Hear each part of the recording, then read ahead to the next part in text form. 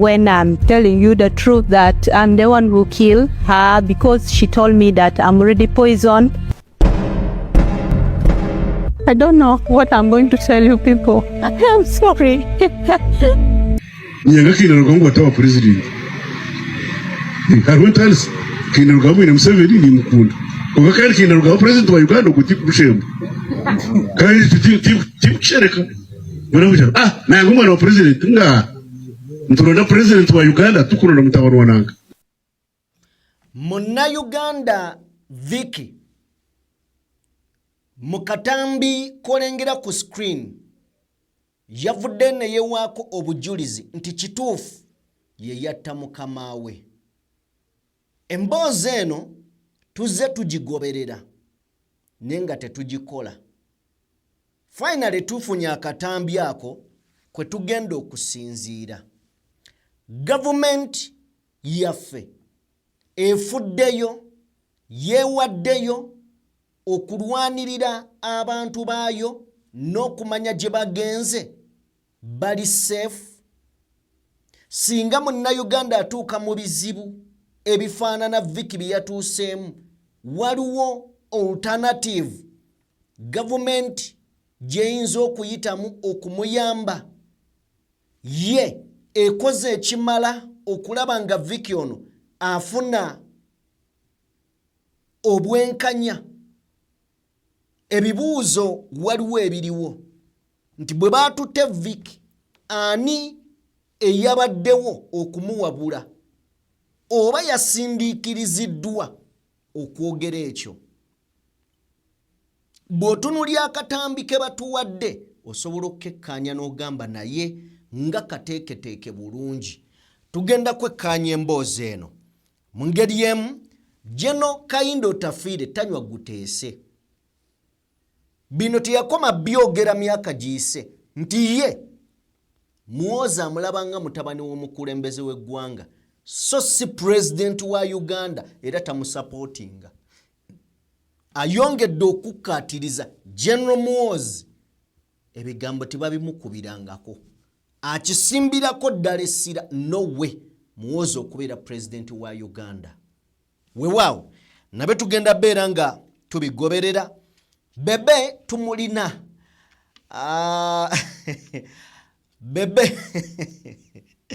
Anyway, tugenda tuukawo. Amawulire ge tufunye olwaleero si malungi okuva mu kkomera eri Dr. Kano Kizza Besigye ekirwadde kimubala embiriizi.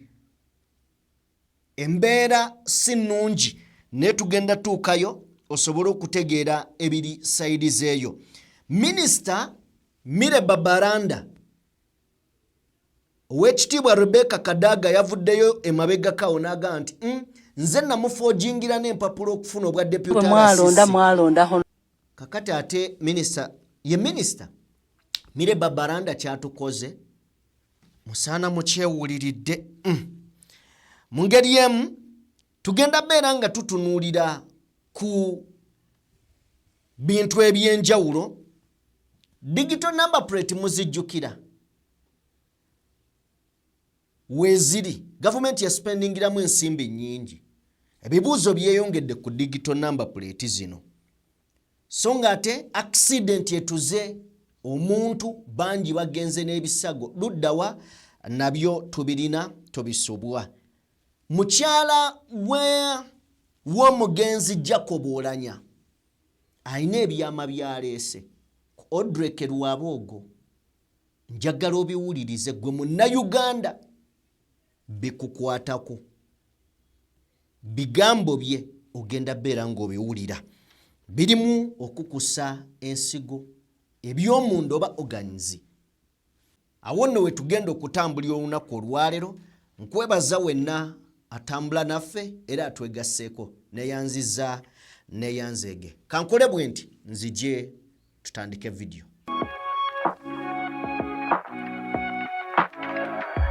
DPTV Uganda, Dawn People Television. Remember that campaign when I was doing the t-shirt.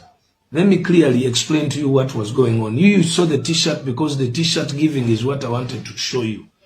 Mwe mwalaba t-shirt kwanza nali njagala kubalaga kugaba t-shirt. naye kyaliwo kyali kirala nnyo ngenda kibagamba kati nali nkimanyi nti no Bobby ne Lukwago ne banne bali bakozesa ba ghetto kids okola efujjo mu Kampala mu Uganda mu Kalulu n'oku intimidating aba fans. Mwina okutandika, you have to start learning. Mwina okutandika okuyiga. Wait. Okay, oyo ye mwana mulenzi Bebe Cool, musajja mukulu Bebe Cool. Abala banaye Bebe. Ebintu bya Bebe nabyo. Anyway, bwetubanga tuvudde wa Bebe banirizaako basebo ne banyabo buli omu gy'osinziira okubeera ng'otugoberera webale nnyo webalire ddala okubeera ng'ate otwegaseeko essaawa zino yenze Sajjime njagala kusaba video gimpeere like mukwano gwange buli wogiwa like kigiyamba okudduka speed ya yiriyiri wamma nesobola okubeera ng'ate etambula. Njagala kubasaba abakatwegattako nga gwe mulundi gwo gwososola omukutu guno genda maaso n'okubeera ng'ate osubscribinga. Tutambula ne Sheikh Ashrafu omusomi era omulombi wa dduwa munoonyeeko gwe ayina ebizibu eby'enjawulo asobole okubeera ng'ate akuyamba.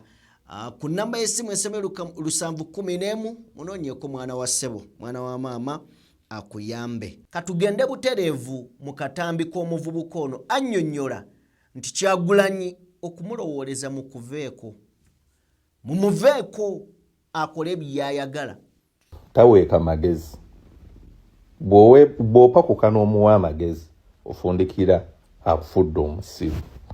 Tobalaba nze Bobi Wine waba alina kyakola mpagira muwagire saagala kumanya oba kikyamu oba si kikyamu siwa magezi mpagira muwagire.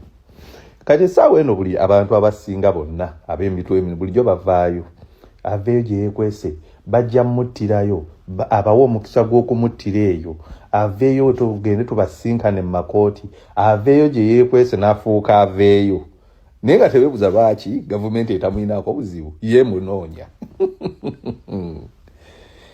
kubanga kati essaawa eno Bobi Wine asobola okukozesa ebyo byonna bye yeetaaga kubanga asobola obyaccessinga yeno international community. Bw'olaba ebyabaddewo mu EU Parliament essaawa eno wuuyo agenda kati Geneva. Singa babadde musajja oyo baamukuleeta ne bamuteeka ewaka we kapa singa talina access ku kintu kyonna era singa tukyali mbiri ebyabeesigye we bamusibiranga ewaka okategedde. Kati essaawa eno ffe nga abalwawo okutegera kati tutegedde ensonga lwaki yeekweka. Yalina ebintu by'alina okusooka okumaliriza kyobula yagamba nja kulabika mu budde bwange kuba nali ngamba oba bano baseguna be bawa Bobi Wine amagezi ku ssaawa eno bakola ne ba MPs be beyeesiga tebamanyi waali wabula buli omu alabira awo nga omusajja ali ku ekyo. Kati essaawa eno yonyiza okumanya omugaso gwe ogw'okwekweka. Ono Bobi Wine akufuula omusiru kati ndabye empuga yabadde yeeyogeza kati yandibadde bino byonna bituuka kati yandibikoze ate singa abadde bamusibira waka. Ono omusajja teyeetaaga kuwa magezi yeetaaga kuwagira. I think point y'omwami eyo nkulu nnyo nti Bobi Wine singa ali waka leero nga bamusibira waka yandibadde tasobola ku accessinga internet teyandibadde na masannyalaze kitegeeza ne summit gyagenda okubeeramu nga 18 yandibadde tagyatendinga kuba ate yandigyatendinza atya internet tayina. Ne kati kino kimuwadde omwaganya okubeera ng'asobola okwogereziganya n'abantu ab'enjawulo okwetooloola ensi na buli kimu kye tulaba weekiri kubanga akyasobola okucommunicatinga. However, katono obutenkana kyaluli ne kitegeerekeka okusinziira ku bibalo bye Tetulina kubeera nga tumubuuza bibuuzo nedda. Tulina kutunuulira tuwagire buwagizi. Anyway, tuveeyo eyo tugende ewa father. Father yatukubye endongo. Bafather b'ennaku zino balalamu soko mutuwe. Buli omunamu omulimu gweya omwami yafuge n'omukyala bogere amaka gasobola okubeerawo. Ekitiibwa ky'omukyala kwe kubeera ne bbaawe gwayagala era kwagondera. Amakolo ganyume n'obufumbo bunyume ekazona kimuwa okusanyuka. Ekyo kyava ku bajjajjaffe Adamu ne Kaawa kubamu Adamu bwe mwavaakawa. Ate no bwe kiri kubanga bwe kyali era bwe kiriba bwe kityo.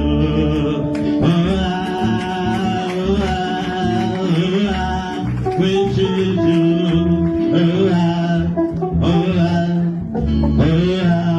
Bwe kityo. Mukama abeere nammwe. Father singa teyagenda eyo muyimbye eddoboozi alirina ku 10 omuwammeka kuba gukoze. Anyway, tuveeyo wa father njagadde tukayisewo booli awe yeeboye osobola okubeera nga ate okobawo. Then twakuwadde katambi ka Rebecca Kadaga ng'ayogera ku mukyala Mireba Balanda ng'agamba Mireba Balanda okufuna obwa deputy RDC Rebecca Kadaga yali effort ye baforginga empapula in fact Kadaga ya forginga empapula ng'ayagala Babalanda bamuwa omulimu ogwa bwa deputy RDC era n'agufuna. Si byange njagala osooke otuwe Rebecca Kadaga. Era government yakobanga nti qualifications the RDC oba deputy unokuwa ni HSC. Ekiseera kyatuuka nakuba nti ayiwulidde omupereza amaina g'abasaadha. Lwaki twalayo kumwala nanoonya abawala mu kamuli omwo abasoma ku wakati ffe tuli bize tuli eno ive ekyo kuba Balanda azira senior 6 azira senior 4 azira certificate yona na jinga recommendation na presentation ti dembulamu kubona omwala dembulamu ku omwala omusoga ajja fuka RDC Babalanda nizira mutwala together with the on the same day ndawandike baruwa ndalagino abantu ababiri. That's how Babalanda came to be a deputy RDC. Kumandi gange kujinga baruwa kuba yalezera biwandiiko. Yali talina biwandiiko. Kadaga n'ajinga nafuna obwa deputy RDC. Kakati Babalanda yavuddeyo n'agamba nti Kadaga tayagaliza. Naye njagala gwali eyo agoberera ebintu. Ogendeko mu Ministry ya Water, National Water Insurance Corporation. Abaana abasoga bali eyo ku maanyi ga Kadaga. Nekale ebyo binaabeera bya lulala. Katwogere ku kino ekiriwo. Olwedde oli atugamba nti ono bamulinnyisa ebitiibwa nga teyasoma baforginga mpapula. Akati ssebo bagaya ekiswaza omugagga kutana kantula. Tubadde tuli awo nga Babalanda wuuno agambye yawangula akalulu n'obululu 9,913 mummeka 13 n'omusobyo kasooka byeyogerere then tujje. Honorable babiri Mireba Balanda eyafuna obululu 9,900 832. Saballa tutase kitonde butategeera yarabbi. Anti yafuna obululu 9,913 ne ulira 9,900 ate naga 13. Oba kitegedde 9,13 99,338 baba bayisa muyise ebyaddala ebitibwa aba yatomera bitomere. Sheikh Kitya Asembi agamba atya, tusaba Mungu atutaase ekitonde kyemuwulidde katuveeyo eyo. Away from that side, njagala kutegeeza Dr. Kano Kiza Besigye Warren Kifefe Besigye okusinziira ku munnamateeka Elias Lukwago avuddeyo olunaku olw'eyo n'atugamba nti Dr. Besigye speaking with lots of difficulties after developing fresh health complication. Kindly keep him in your prayer. Nti yazemu okubeera nga ate afuna ekirwadde yeetaaga essaala zammwe bannayuganda abamwagaliza ebirungi n'obulamu obulungi. So Besigye azze atoba ne oboolyawo n'endwadde ezize zimugwiragwira mu kkomera ne ku guno omulundi munnamateeka we atutegeezezza nti mu kkomera gy'ali yeetaaga essaala. Yes, yeetaagira ddala essaala oboolyawo. Okay, bwe tuba nga tuvuddeko eyo, nzikiriza tugende mu mboozi ya munnayuganda Vicky ayolekedde okubeera nga atugibwa oba attibwa mu ggwanga erya Syria oluvannyuma lw'okuvayo ne yeewaako obujulizi nti ddala kituufu yatugumbula oba yatta mukama we. Bino byonna birina ebibuuzo ebibyetooloolerako. Vicky ono yabadde ne looya gwe yatudde naye ne bategeeragana bulungi asobole okubeera nga amuwolereza oba tewali. Byakkiriza nga ye nti ddala kituufu natta mukama wange. Bamukase bukase oba yakyogedde nga ddala kituufu. Bibuuzo. Ekirala, gavumenti ya Uganda eyingiddeko mu nsonga z'omwana ono okwogerezeganya n'eggwanga erya Syria oba nedda. Ekirala, ebibuuzo biri nti gavumenti erondoola abaana bano ababa bagenze eyo okulaba singa bafuna obuzibu obufaananako bwe buti n'obusingako wano. Etwala obudde abaana bano okulaba nga bafuna obwenkanya oba nedda. Vicky yayolekedde okuteekebwa kalabba. Naye ebibuuzo weebiri.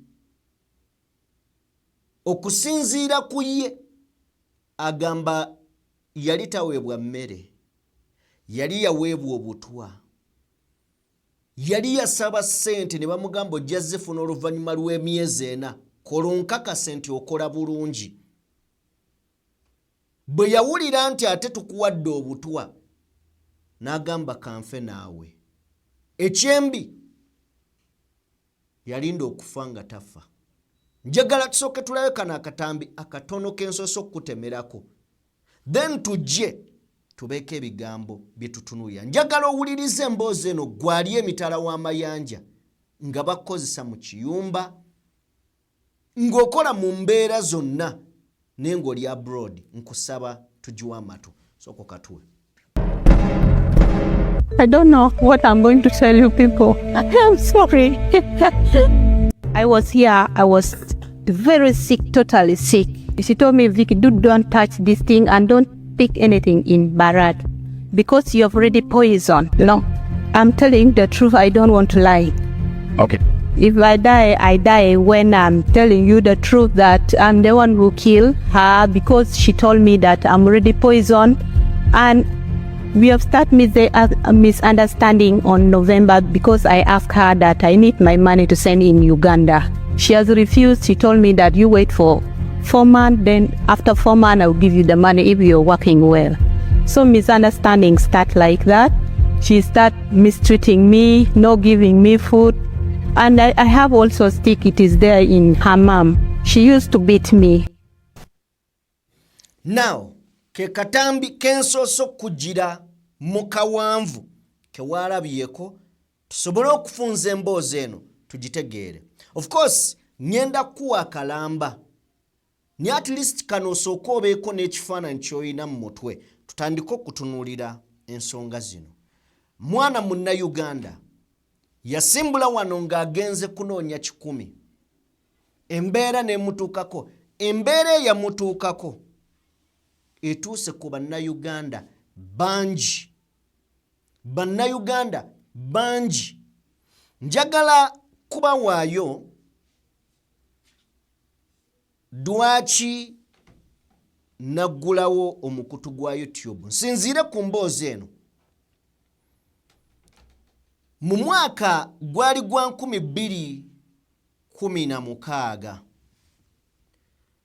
2016 omuwala omu yantuukirira ku Facebook nannyonnyola embeera. Naŋŋamba bansibira waggulu ku fula esembayo. Naye tebampa mmere, bampa akagaati. Ekitundu ky'akagaati. Baddamu okujja okumpa ekyokulya. Enkeera era ne baleeta akatundu k'akagaati. Yatuuka ekiseera nga tebakyamuwa. N'atandika okukola obubi bwe nga bw'alya. Omwana oyo bw'antuukirira kyankwatako. Nali siina busobozi ebiseera ebyo. Nakwata ekkubo ne ŋŋenda njogerezeganye ne munnamawulire omu wano ow'amaanyi. Gwe nali ndaba nti akola ku nsonga bwe zityo. Nampa essuubi. Bw'ampa essuubi nange ndiddiza omwana.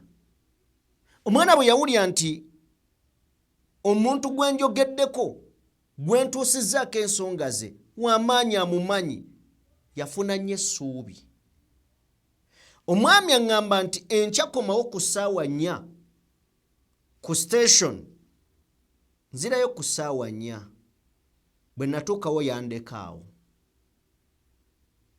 Ne nnyimirira almost essaawa 6 mulinze. Bwe yavaayo yajjira mu mmotoka ye n'aŋŋamba akankuwa omuntu omulala akkoleko. Gwe yampa n'ansaba ssente $21 nga gwasaba 21 kama Katonda ono. Nabeera stranded. Nembuuza ki kye ngenda okuddiza omwana oli yatuwadde essuubi agaanye.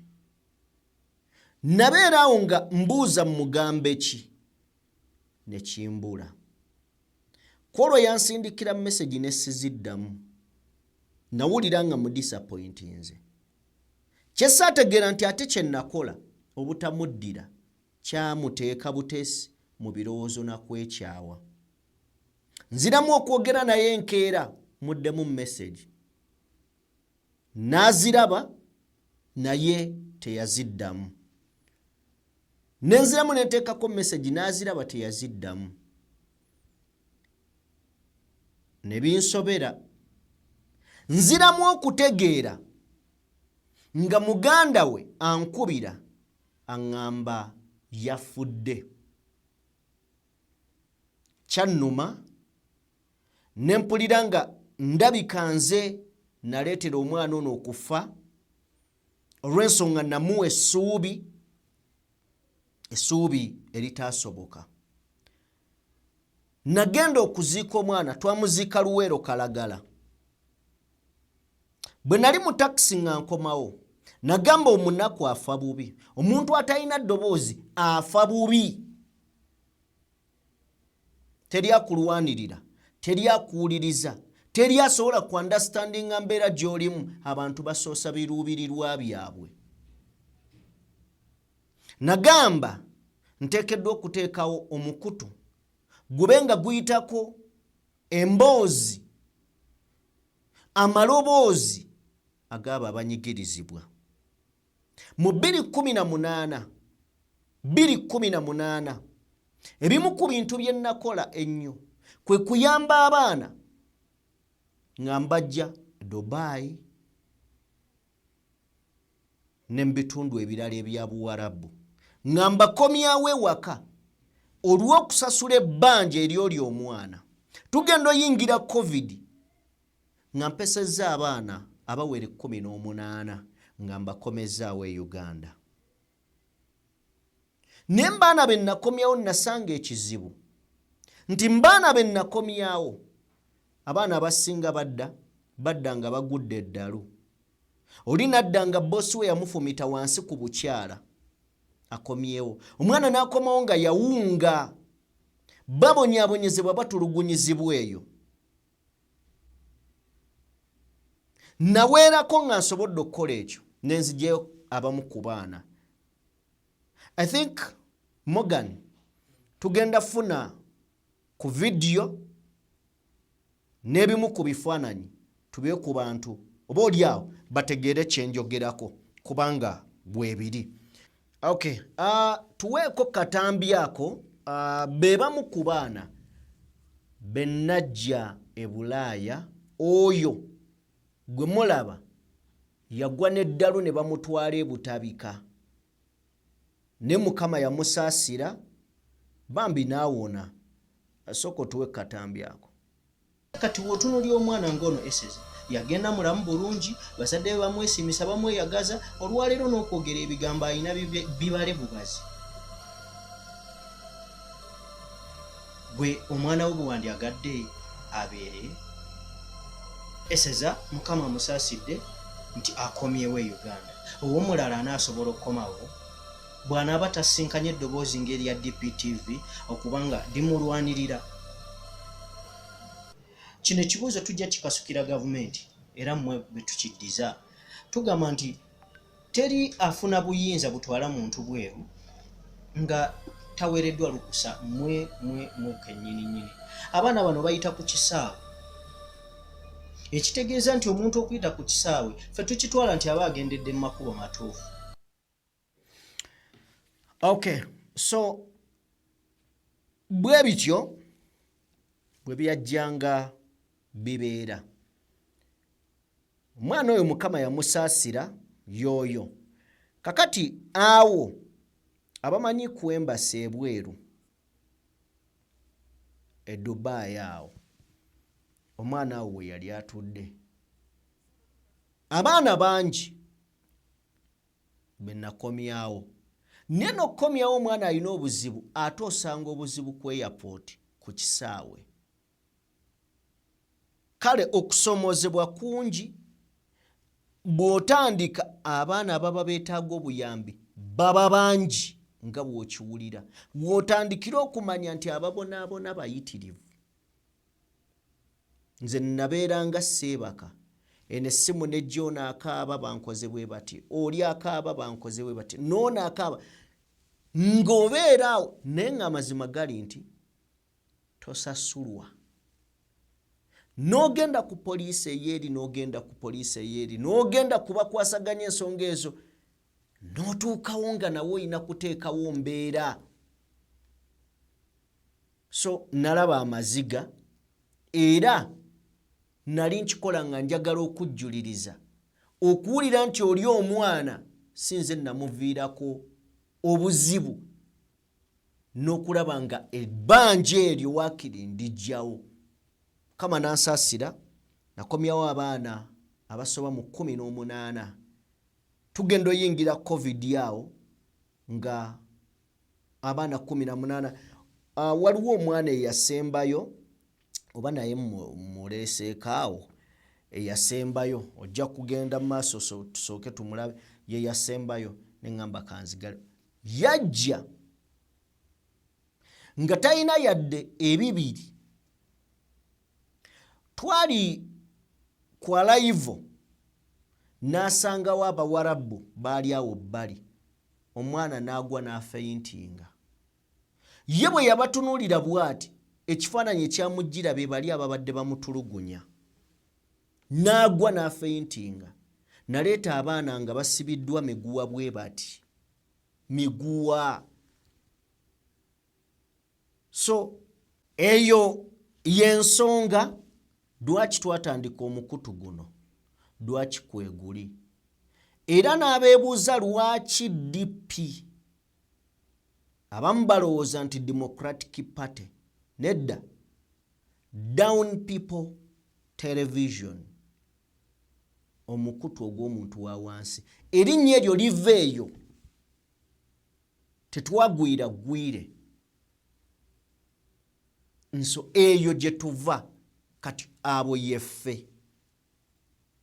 Teweewuunya lwaki iffe tuli ku sayidi y'abanyigirizibwa kubanga n'ensonga eyatandise omukutu guno yali yaba abanyigirizibwa nga tubayamba. Ekitutuusiza eno y'emboozi y'omuwala Vicky. So katweyongereyo.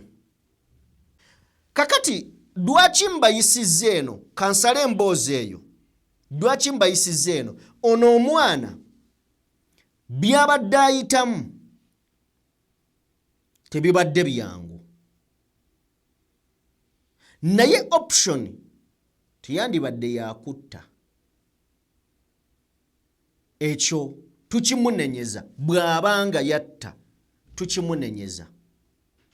Naye ebiseera ebisinga omuntu ateekebwa ku kisenge nawunzika ng'akoze kyatandyagadde. Mu mboozi y'omuwala ono akugamba babadde tebamuwa mmere. Mu mboozi ye akugamba omukyala abaddewo n'omuggo nga gubeeraawo gwamukubisa. Ekirala yasaba akasente asindikeko ewaka e Uganda. Abaana abamu bava wano nga balina abaana bazadde ng'agenza amutetenkanyisa agamba kaŋŋende at least omwezi ogusooka ogunaagaana maama ajja kwewola oba taata ajja kwewola niyo omwezi ogwokubiri nja kuba nfunye kasente tukiriyalinga amabanja n'abaana bagende ku ssomero. Asaba akasente bamugamba ojja zifuna myezi 4. Naye nga ne gino egiri wano tafuna ssente, tafuna kyakulya, asoomoozebwa, boosi amukuba. Kyannaku nti omuntu gwe yasse oba agambibwa okubeera nti yasse abadde w'amaanyi. Y'omu ku ba actor abaali ab'amaanyi emyaka egiyise, abazannyi ba sineema gwe yasse. Now, mukadde kano ali mukatu. Tukkirize tugaane okusinziira ku bujulizi bwe yeewaddeko omwana ono kyonna ekiddako kisobola okutegeerekeka. But ekifaananyi kye njagala tugende tufune bwe buvunaanyizibwa bwa gavumenti. Bwe buvunaanyizibwa bwa gavumenti. Oyo ye mukyala gwe yajja mu bulamu bw'ensi. Njagala tuddemu twekkaanye akatambi kano akawanvuko, then nzije tutunuulire ekisinga obukulu mu nsonga eno. Ki ekisinga obukulu? Kwe kubeera nga twebuuza. Gavumenti emanyi nti n'abaana bafuluma ano nga babakukusiza bukukusa, naye nga ne gwe bafulumya eggwanga tamanyi nti bamukukusa. Kyenjogerako bw'oyagala okikakasa, genda ku airport obeere mu parking ya airport. Olaba abaana be bafulumya nga babakukusa naye nga mukazi wattu, musajja wattu tamanyi nti bamukukusa. Naye nga babayisa ku kisaawe. Amutwala ayagala ekintu eki, alinnya ennyonyi. Bw'amala okulinnya ennyonyi ye ebibye biba bikoze eki? Biwedde. Ebiddako talina kyasobola kuyamba. Gavumenti bino tebimanyi, ekyokuddamu kiri nti ebimanyi. Ababikola ebakola ki? Gwe tugenda okujja tutunulire. Waliwo ripooti efulumye nti abaana bali mu 6 eyo abali mu kubonaabonera mu mawanga nga Turkey, Syria n'amawanga amalala katujje nayo njikuwe. الآن الجريمة حتنفذيها بهالمكان هذا. I was here, I was very sick, totally sick. She told me, Vicky, don't touch this thing and don't pick anything in Barat because you have already poisoned. I don't know what I'm going to tell you people. I'm sorry.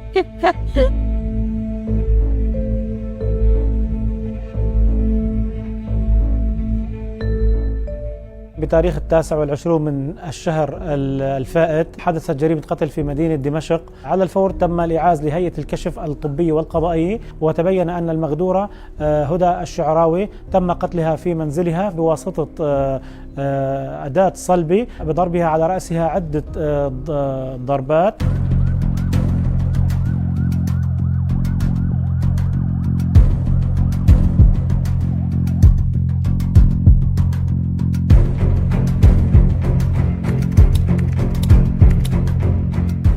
كم المدة اللي انت صار لك عم تشتغلي عند الأستاذة هدى فيها هون بالمنزل، وهل تقيمي انت وياها بمفردكم بالمنزل ام في حدا معكم؟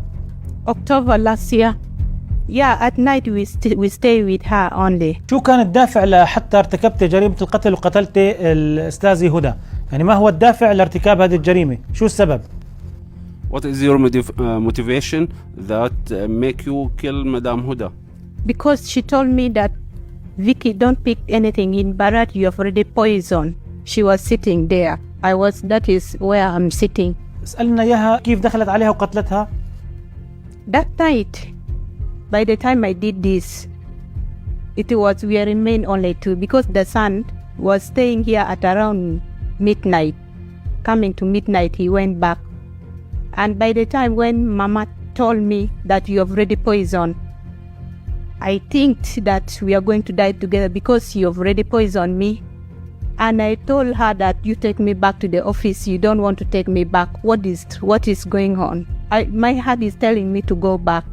So by the time he told me, I said, okay, you poisoned me. I'm crying that I'm suffered malaria. Kumbe, not malaria. You have already poisoned me. Today we are going to finish. So at around 3 at night, I went and picked this thing to the kitchen. And I did this thing. After that, I went and swallowed medicine. I picked marame, I pour fuel. I want to kill myself here. I waited for die. Murphy died. I went behind there. I jumped. I want to kill myself, Murphy. And there's a road. There's a door, small door I passed. I just followed this road, going far to look for where I can kill myself. So I went up there where there's war. I want to hide myself there waiting for my to death.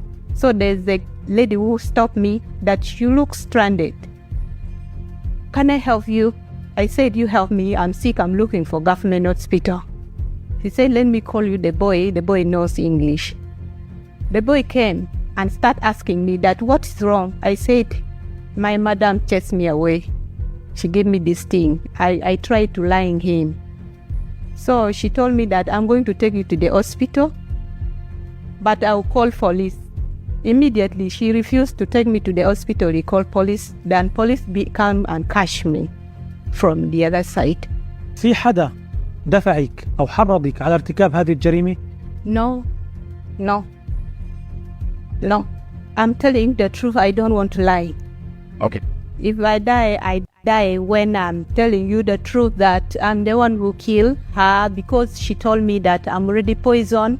And we have started misunderstanding on November because I asked her that I need my money to send in Uganda. She has refused. She told me that you wait for 4 months, then after 4 months I'll give you the money if you're working well. So misunderstanding start like that. She start mistreating me, not giving me food. And I have also stick, it is there in her mom. She used to beat me. And I told the daughter of Mama Yuda that your mother cannot give me the food. She used to pack me food 3 days, 2 days. رح تمثلي الآن الجريمة رح تنفذيها بهالمكان هذا.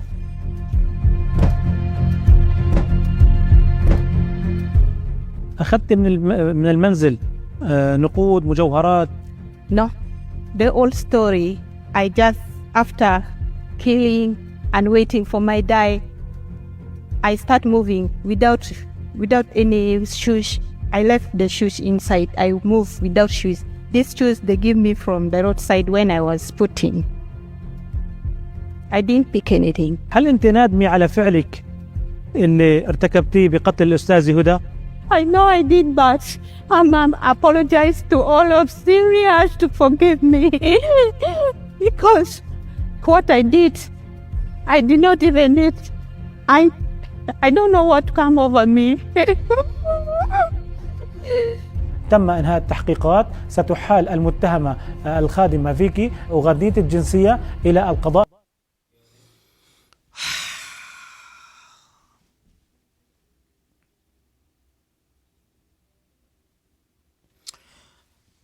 eyo yembeera munnayuganda munnaffe gyalimu ewatali kubuusabuusa ayolekedde kalabba, ayolekedde kubeera ngattibwa. Now njagala tusooke tubeeko kye twebuuza. Omwana ono nga bino bigenda mu maaso yabadde ne looya asobola omuandastandinga. Omwana ono nannyonnyola embeera gy'ayitamu n'ebyabadde bigenda mu maaso ebisinga abimanyi. Ekyo nakyo kyandibadde kirungi okutegeerekeka. Emboozi y'ono omwana ebaddewo, gavumenti etaddemu omukono okulaba nga etaasa munnansi, etaddemu omukono okulaba nga etaasa munnansi. Nabyo bibuuzo bibeerawo okulaba nga afuna obwenkanya. Then bwoddamu ne wekkaanya akatambi kano olabira ddala nga baazimbye akatambi nga gw'alina okalaba kalina okukukwasa ennaku. Sinakindi omwana ono omusalirewo omusango, kubanga waliwo sawundi gwe baataddemu omwana ng'akuba. Awo yabadde akubira ng'amazima amatufu gali nti bw'oba omuluulidde n'olaba n'okulaba kozi baazimbidde ddala ekifaananyi nga gw'olina kunakuwala bunakuwaza ogambe omwana ono. Kuba ekyo ekifaananyi bakuzimbira bakulage how bad this girl was or is. Then tuddemu tusooke tutunule emabega. Bannayuganda bangi bali stranded mu mawanga g'e Bulaaya nga bagenda okubeera nga banoonya ekikumi, naye ng'abamu bakukusibwa bukukusibwa. Njagala kubuulira teri muntu akukussa muntu mujjano nga talina connection na banene mu gavumenti. Taliiwo. Kubanga n'okutegera obutegeezi ku airport awo ani ow'okubeera nga nkolagana naye abantu gye bali ku zi desk eyo, ono asigala mu parking n'akuba obusimu. Ensindisa omwana gwe bw'ogenda ono tomubuuza buuza ayambadde bw'ati. N'ayitawo n'alinnya ennyonyi nga ne gy'alaga abamutwala tebamanyi gy'alaga. Kakati Uganda Police okuyita mu Human Trafficking Commissioner Julius Twino Omujuni bavudde ne bagamba nti bannayuganda abali mu lukaaga, bannayuganda abali mu lukaaga mukadde kano be bali stranded mu mawanga ag'enjawulo omuli Cambodia, omuli eggwanga erya Russia, Iraq, Syria, Turkey ne mawanga amalala, Dubai, mu kyondo kya Buwarabu awo. Era bano bavaayo ne bagamba mbu kampuni ezitwala abantu, omuntu bw'oba ogenda olina okuyita mu kampuni eziri legitimate. Naye tulabye kampuni nnyingi ezirina layisinsi wano nga zitutta abantu ate abantu ne baddukira eri ffe bannamawulire okubataasa nga kampuni zibagamba tezikyalina kye zisobola. Gwe byali bituuseeko ononjulira nga kampuni eri full registered ng'egamba terina busobozi, ekoma ku kimu kwogerezeganya na Muwarabu ku WhatsApp. Bw'ovaana ebisigadde baba tebakyamanyi. Then bino byonna obitunuulira bagamba abantu bakozese kampuni eziri full registered nga zina license ezikkiriza okubeera nga batwala abantu ebweru. Era bongerako ne bagamba nti olina okubeera ng'okakasiza nti akutwala y'oyo omuntu omutuufu. Oyo omwami gw'olengera ku screen ye Julius Twino Mujuni. Era nga yakulira human trafficking, ye human trafficking commissioner.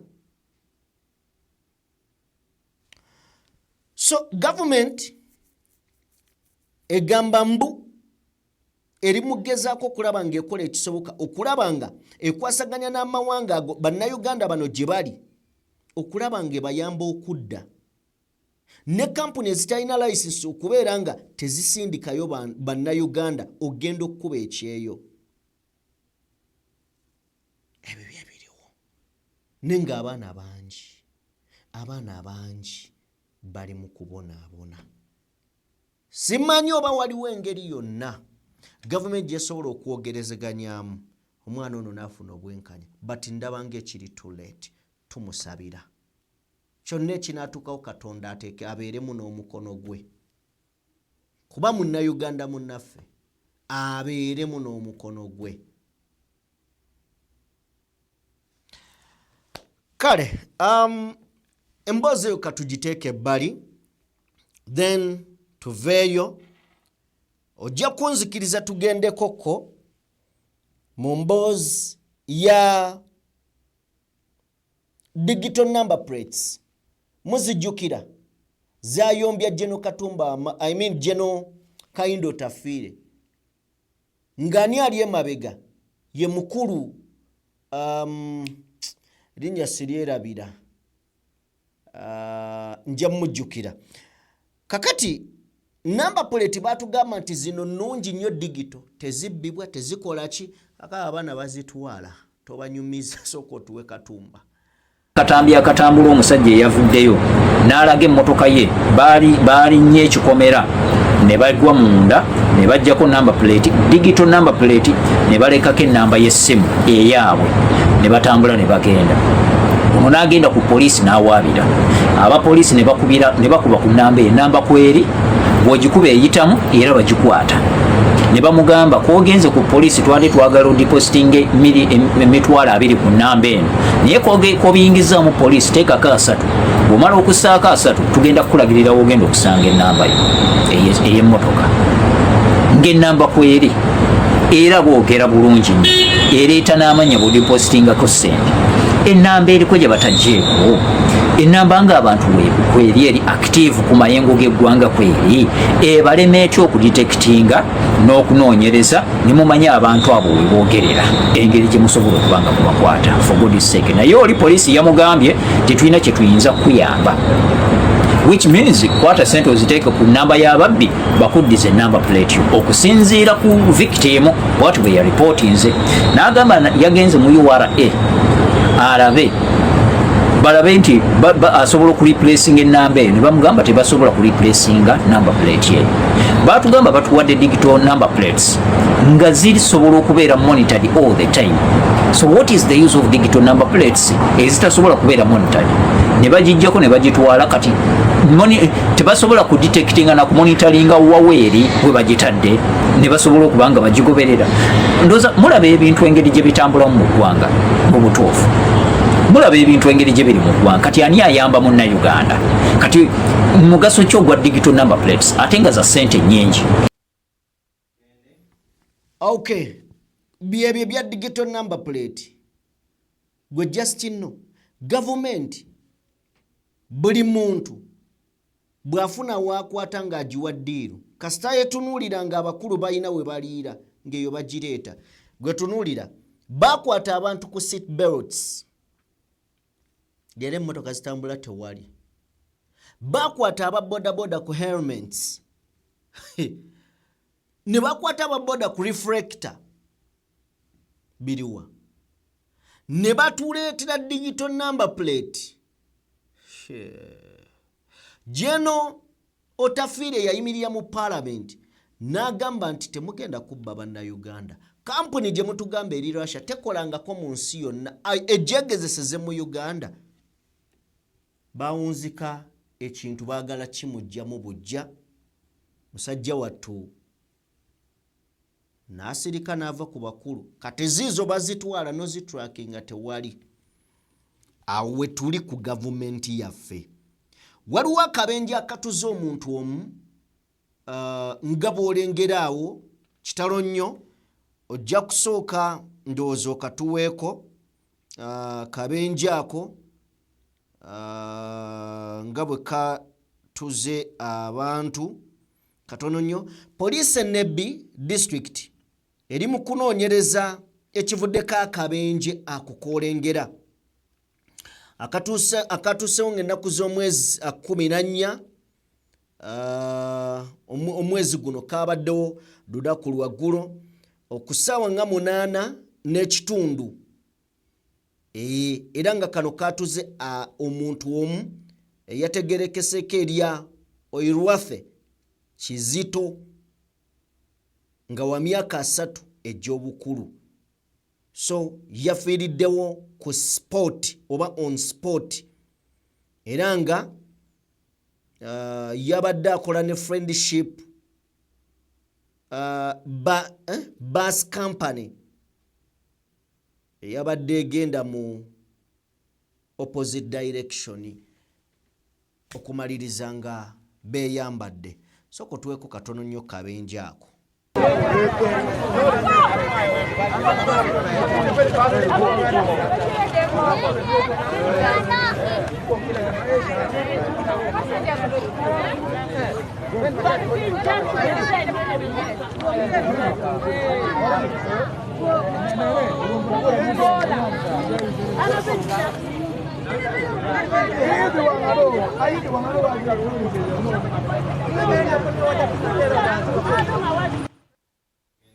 Okay. Byebye byabaddewo nzikiriza tugendeko mu katambi kano kombasaba mukawulirize akatambi kano oyo gw'olengera ye yali mukyala bwe yaliko Speaker wa Parliament omugenzi kati Jacobo Lokoli Olanya aina obubaka bwaleeta ku Odreke Lwaboogo so byogenda okuwulira bivunaanyizibwa katambi ako ne nannyiniko si byaffe naye video tugisanze ne tugaaka tugireete oba oli awo munnayuganda naawe owulire situmanyi kikyo jja tugamba gituwe.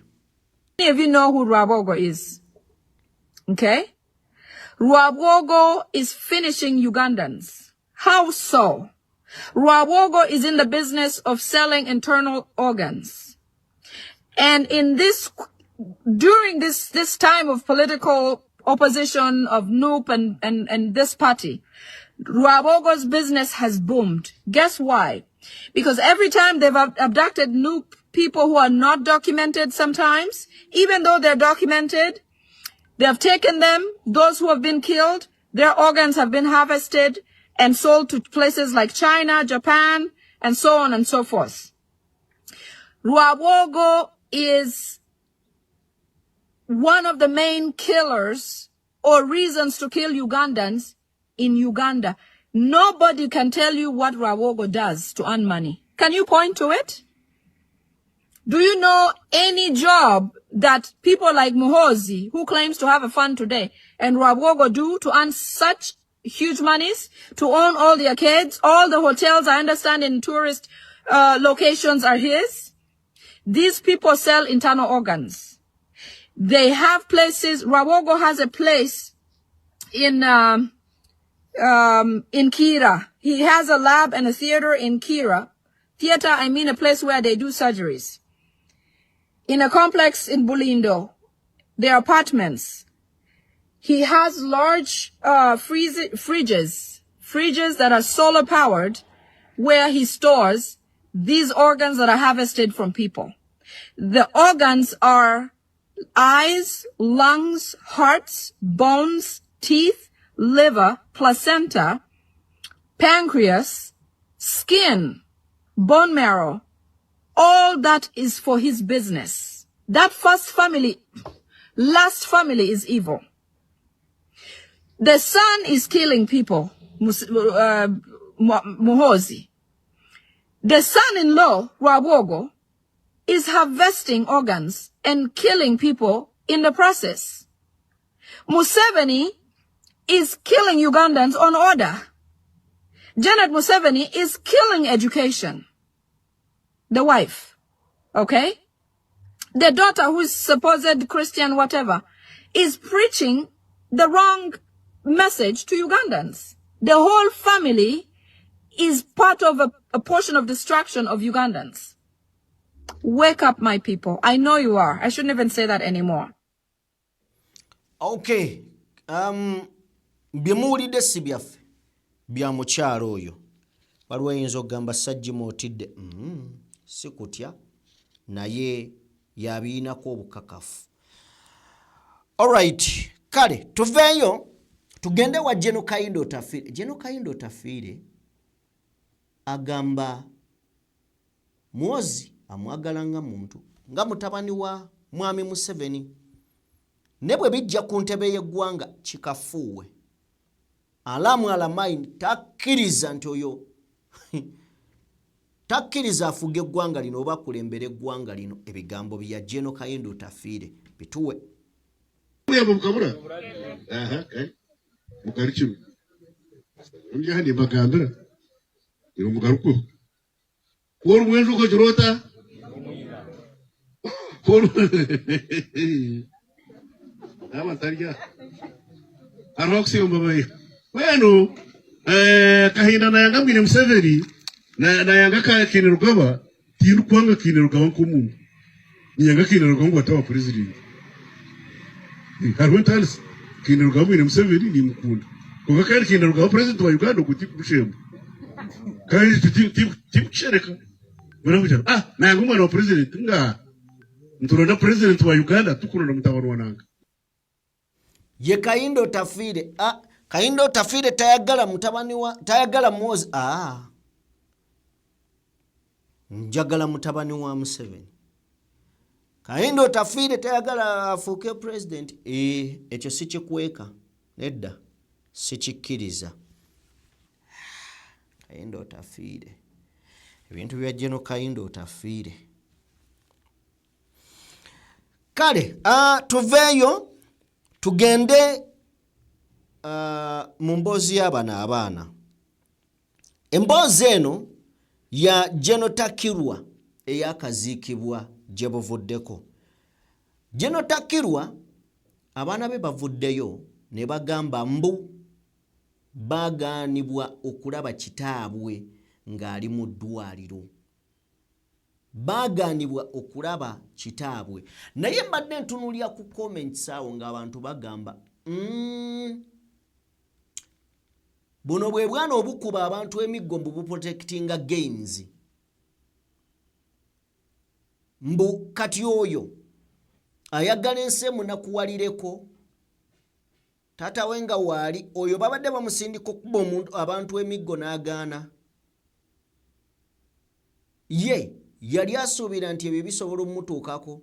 Bannayuganda bakambwemu ennaku zino tuwe abaana abo. Daddy falls sick. We go there and we see him day one. ICU, the tubes reaching. That was on 12th December.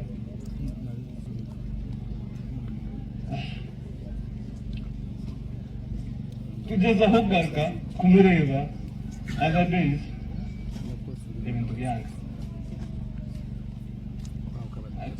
Kumwana. Imagine what you go through. Remember what I went through with my mom? Yeah? ozaho uzabashaho kotogo umuntu ariata bagambira tukwasa kugamba no kubuza umuntu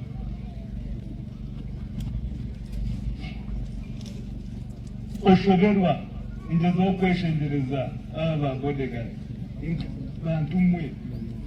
This is not like the first time. Try ingezaho Christmas, of course no. New Year, next week, Bayan, we're going to be in case you think I'm coming up with this.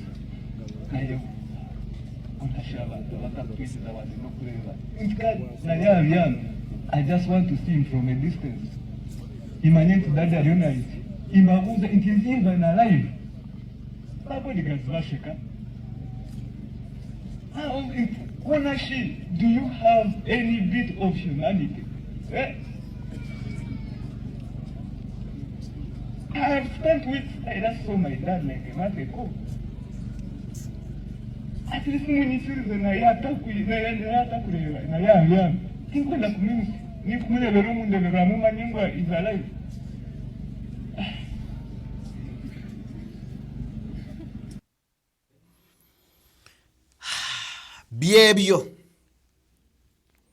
byebyo oba oyina ki kyewandyetaaza okwogera n'okwongereza ku mboozi eyo naye katugende mu maaso. Kakati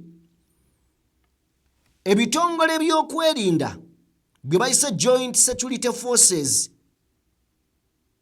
bigenze mu maaso n'okubeera nga bikola ekikwekweto. Ekikwekweto kino nga mwetabiddwamu ASTU, Maduva, UPDF, 46 Battalion ne police bakoze ekikwekweto mwe bagenze mu maaso n'okubeera nga banunulira ebyokulwanyisa omubadde emmundu, amasasi, era bino nga babinunudde mu Lokom Valley, Musidaka Sub-County, Kabongo District, side zeeyo. Era ano batugamba nti operation eno yakoleddwa lunaku lwa jjo nga 14 ku ssaawa zaabadde nga 11 okusinziira ku intelligence yaabwe. Basobodde okubeera nga bapulaninga era ne basalako bwe basazeeko abasajja bano ababadde n'ebyokulwanyisa ne bagenda mu maaso n'okubeera nga bali coveringa 2 SMG rifles, 80 rounds of ammunition n'engoye ez'amagye. Abalwanyi bano basobodde abamu okubeera nga batoloka era ne badduka. Mu kudduka badduseeyo n'emmundu emu. Mukadde kano ab'ebyokwerinda bali mu kulwana okulaba nga banoonya abadduse baddukiddewa, y'emmundu bagikozesa ki. So bakwatiddwa ne mundu.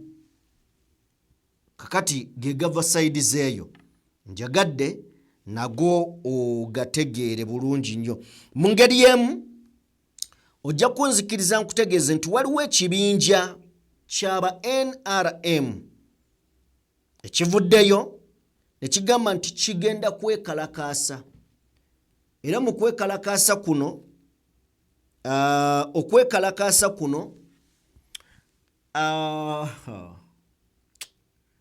okwekalakaasa kuno bagamba nti European Union eyitiridde esusizza era bagenda kuyolekera ekitebe kyayo bekalakaase. Bagamba tugenda kwekalakaasa kama mbaya ne mbaya. Soko tuwa abavubuka bano Cafe because bari bagamba akaruru kagenda burungi fe tusaba because bari n'abantu ba observers Akaravuru kagenda mu ddembe tumyaze emyaka nga kaga mwenda nga tulina internal democracy nga bakuba akaravuru every 5 years nga myaka 5 giweddewo. So tusaba abavubuka. Okay. Katukome wano. Waliwo emboozi yaba NRM aba student kundi ogenda ku EU tugenda kujja nayo tugibawe. Of course no kubalambulira EU ne Uganda bano bavaddi bino byonna tugenda kubeera nga tujja nabyo mu mboozi eddako obutabatuuza nnyo no kuwanvu ya mboozi. Mutukkirize tukobe wano. Njagala kubebaza mwenna abatugoberedde nti mwebale nnyo mwebalire ddala. Eno ye DPTV Uganda yenze Sajime. Ntambula ne Morgan yali kulenzi era yali ku mapeesa. Katonda omulungi ow'ekisa abampeere bye musinga okubeera ng'ate mwagala. Mubeere bulungi mweraba.